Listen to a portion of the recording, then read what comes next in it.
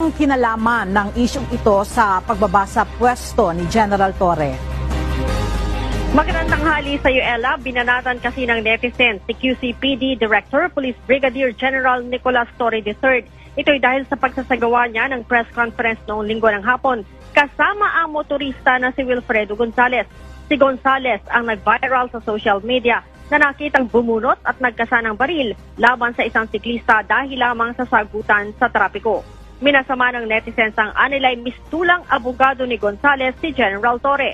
Ayon kay General Torre, ayaw niya makaladkad ang buong organisasyon sa mga batikos laban sa kanya kaya nagdesisyon siya bumaba sa pwesto.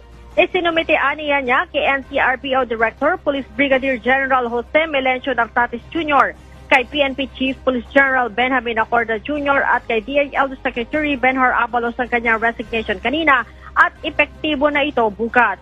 Kahapon, Ella, sinabi ni Chief PNP na paiimbestigahan niya sa Directorate for Investigation and Detective Management ang nangyaring press conference. Sinabi naman ni NCRPO Director Police Brigadier General Jose Melencio Nartatis Jr. na magsisilbing OIC ng QCPD and Deputy District Director for Administration habang wala pang napipili na ipapalit kay General Torre sa pwesto kung tatanggapin na ang resignation ni General Torre. Si Chief PNP